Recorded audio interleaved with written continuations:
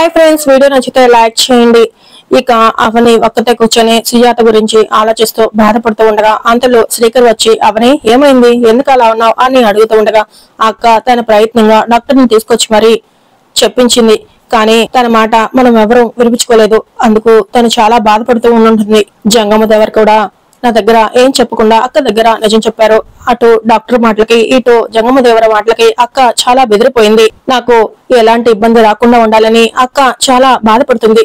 మనందరం తన మాట పట్టించుకోకుండా ఉండేసరికి ఎంత బాధపడుతుందో పాపం. నా మీద ఇంకా కోపంగా ఉంటుంది.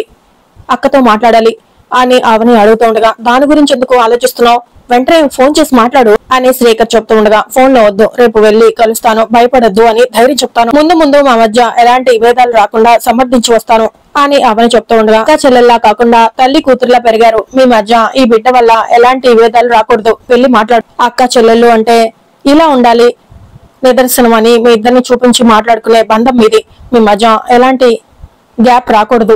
దూరం నుంచి మాట్లాడితే ఆ దూరం అలాగే ఉంటుంది. దగ్గరికి వెళ్లి మాట్లాడు. నేను చూస్తేనే వదిన కోపం కొవ్వొత్తిలా కరిగిపోతుంది అని శ్రీకర్ చెప్తూ ఉండగా అవని మాత్రం కన్నీళ్లు పెట్టుకుంటూ ఉంటుంది. దాంతో ఏమైంది అని అడుగుతూ ఉండగా మా మధ్య సముద్రం అంత ప్రేమ ఉంది, ద్వేషానికి ఏం మాత్రం చూడట్లేదు. బిడ్డ విషయంలో ఏం జరగబోతుందా అని భయంగా ఉంది. అక్కకి సర్ది చెప్పుకుంటాను అని ధైర్యం ఒకవైపున నేను ఊహించింది జరిగి మా మధ్య దూరం పెరిగిపోతుందా అన్న భయం కూడా ఉంది అని అంటూ అవని బాధపడుతూ ఉండగా వెంటనే శ్రీకర్ అవనిని దగ్గరకు తీసుకుని మీలాంటి వాళ్ళని విడతీసి దేవుడు మాత్రం పాపం మూట పెట్టుకుంటాడా, అలా ఏం జరగదు, డోంట్ వరీ అని అవనికి చెప్తూనే అవని మూడ్ని ఎలాగైనా మార్చాలి అని మనసులో అనుకుంటూ వెంటనే కన్నీళ్లు తుడిచి అవును అన్నట్టు మర్చిపోయాను, కడుపుతో ఉన్న భార్య ఏమైనా కోరికలు కోరితే భర్తలు తీర్చాలంట. నువ్వు ఏడు పాపి, ఏం కోరికలున్నాయో చెప్పు, తీరుస్తాను. భర్తగా అది నా బాధ్యత. అవని చెప్పు, నువ్వు అడగ ముందే నా అంతటా నేనుగా తీర్చేది రెండున్నాయి అని శ్రీకర్ అంటూ ఉండగా ఏంటవి అని అవని అడుగుతూ ఉంటుంది. చింతకాయలు మామిడికాయ అని శ్రీకర్ అనగానే ఇక అవని ఆ మాటకి చిరునవ్వు నవ్వుతూ ఉంటుంది. దాంతో శ్రీకర్ కూడా చాలా సంతోషపడుతూ ఉంటాడు.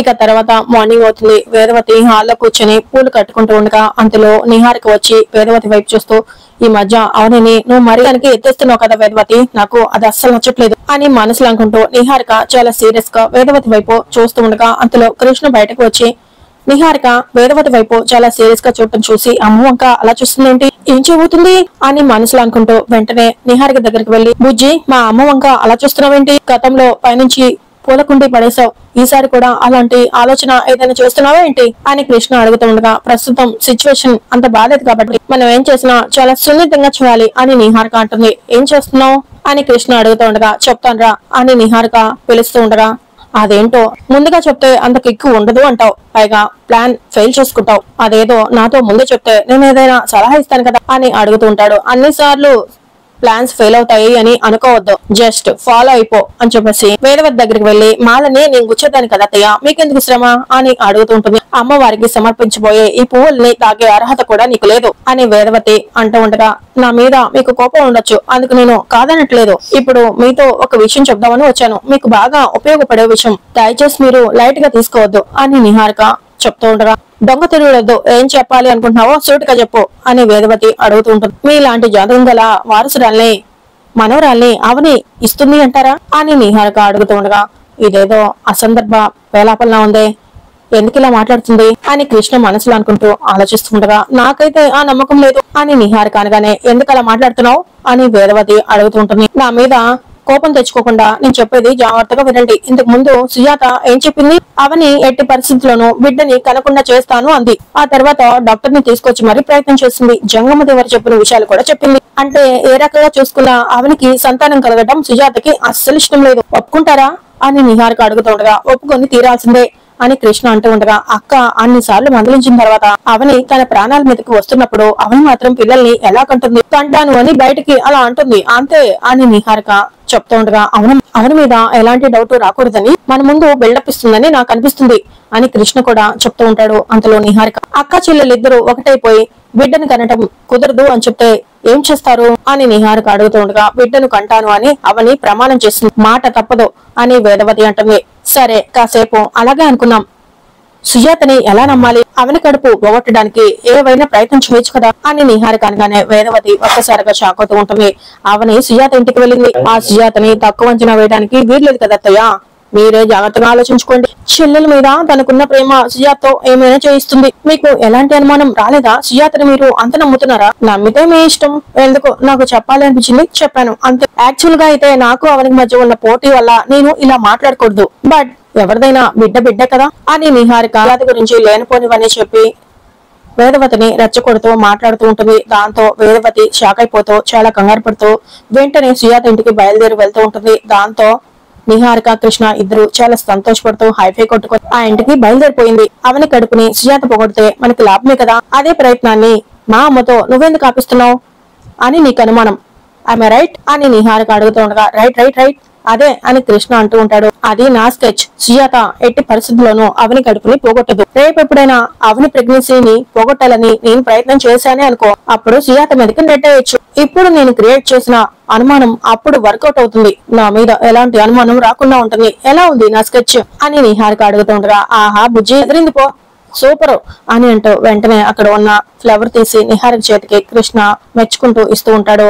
ఇక మరోవైపు అవని సుజాత ఇంటికి వెళ్లి అక్క అని పిలుస్తూ ఉంటుంది. కానీ సుజాత అవని చూసి కూడా పలకుండా కిచెన్ లో వంట చేసుకుంటూ ఉండగా నా మీద కోపంగా ఉంది కాబట్టి కావాలని పలకట్లేదన్నమాట అని మనసులో అనుకుంటూ ఓ అక్క వంటగదిలో ఉన్నావా అని దగ్గరికి వెళ్లి అక్క ఇక్కడే ఉండి పలకట్లేదా అని అవని అడుగుతూ ఉండగా మావేం మీలాగా లంకంత కోపలేం కాదు కదా, మనిషి ఎదురుగా కనపడుతుండగా ఎందుకు అన్నిసార్లు పిలవటం, నాటకాలు కాకపోతేను అని సుజాత అంటూ ఉండగా మా అక్క కనిపెట్టేసిందనమాట అని అవని అంటుంది. ముందు పుట్టింది నేను, నువ్వు కాదు అని సుజాత అంటుంది. ఏంటి ఇదంతా నా మీద కోపమే అని అవని అడుగుతూ ఉండగా పేదవాళ్ళ కోపం పేదవాళ్ళకే చేటుగా ఉంటుంది కదమ్మా అని సుజాత అంటూ ఉండగా అక్క నువ్వు మొహం చాటేసి మాట్లాడుతుంటే నేను భరించలేనక్క అని అవని అంటుంది.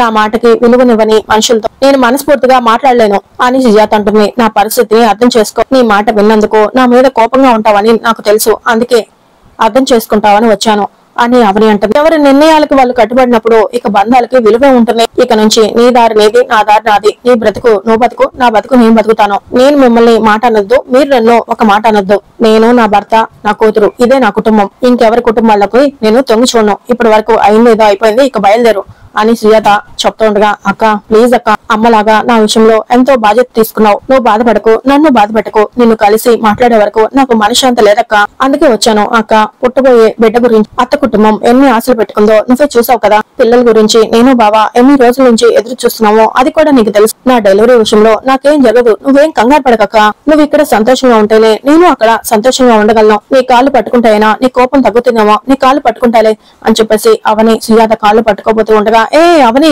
అని పైకి లేపి నీ మంచి కోసమే నేను ఆరాట పడుతున్నాను, మీ అందరిది నమ్మకం నాది మూర్ఖత్వం అన్నట్టయిపోయింది.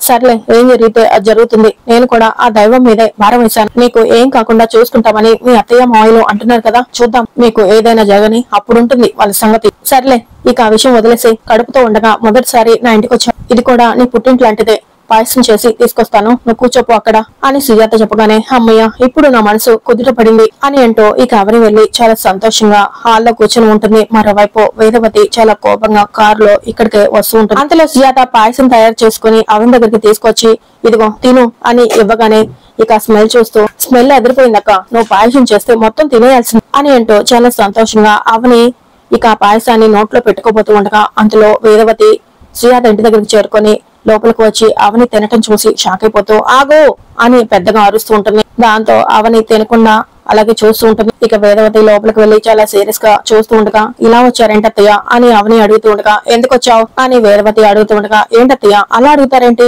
అని అవని అడుగుతూ ఉండగా నీ అంతటా నువ్వే వచ్చావా, ఇది పిలిస్తే వచ్చావా అని వేదవతి అడుగుతూ ఉండగా ఏమైంది ఎందుకు ఇలా మాట్లాడుతున్నారు అని అవని అడుగుతూ ఉండగా ఏంటది అని వేదవతి అడగగానే పాయసం అని అవని చెప్తూ ఉంటుంది. కాదు విషం, ఇది నువ్వు తినొద్దు అని చెప్పేసి అవని చేతిలో గిన్నెను కిందకి తోసేస్తుంది. దాంతో పాయసం అంతా కూడా నేలపాలైపోతుంది.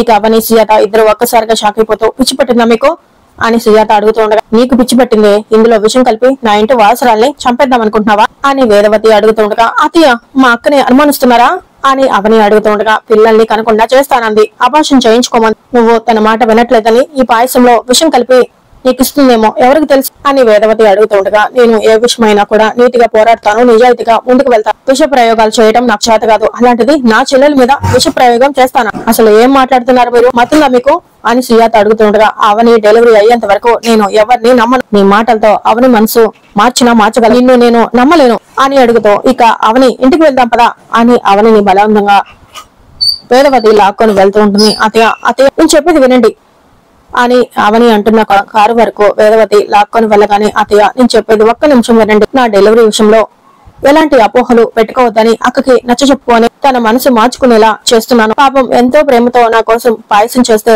మీరు అది తినకూడదు అన్నారు. మీ విషయంలో అక్క ఎంత బాధపడి ఉంటుంది అని అవని అంటూ ఉండగా, నీ విషయంలో మా అందరినీ ఈ అక్క చాలా మాటలంది, అప్పుడు నేను కూడా ఇలాగే బాధపడ్డాను, వెళ్దాం పదా అని అవనిని లాక్కెళ్ళబోతూ ఉండగా, అతయ్య అక్కతో మాట్లాడి వెంటనే వచ్చేస్తాను, మీరు ఇక్కడే ఉండండి అత్తయ్య అని వేదవతి దగ్గర నుంచి తన చేతులు లాక్కొని అవని ఇక వేదవతి మాట వినకుండా లోపలికి వెళ్ళిపోతూ ఉంటుంది. అయినా కూడా వేదవతి అవని అవని అని పిలుస్తూ ఉంటుంది, కానీ వినకుండా లోపలికి వెళ్ళిపోయి సుజాత ఏడుస్తూ ఉండగా అక్క అని పిలుస్తూ ఉండగా, ఆ గాజు ముక్కల్లాగే మీ అత్త నా మనసుని మొక్కలు చేసేస్తుంది అని సుజాత అంటూ ఉండగా, అక్క నాకు పుట్టబోయే బిడ్డ మీద ప్రేమతో ఇదంతా చేస్తుంది అని అవని అంటుంది. కోడల మీద ప్రేమ కంటే బిడ్డ మీదే ఆవిడకి ఎక్కువ మక్కువ ఉన్నట్టుంది, అందుకే నువ్వు ఆ బిడ్డను కనడం నాకు అస్సలు ఇష్టం లేదు అని సుజాత అంటూ ఉండగా, అక్క అలా అనొద్దక్క అని అవని అంటుంది. నీకు ఏదైనా అయితే 4 రోజులు ఏడ్చి ఊరుకుంటారే, వారసురాలు మాత్రం వేదవతి పదవులకి దేవతను చేస్తుంది అనిపిస్తుంది అని సుజాత అంటూ ఉండగా, సరే నువ్వు అనుకున్నట్లుగానే ఇప్పుడు నేను బిడ్డను కనను అంటా, నా మీద అందరూ కలిసి బురద చల్లుతారు, ఆ మచ్చ నన్ను జీవితాంతం వెంటాడుతూనే ఉంటుంది, అందుకు సిద్ధపడమంటావా? ఆ ఇంటికి కావాల్సిన జాతకం కలిగిన వారసురాల్ని అవని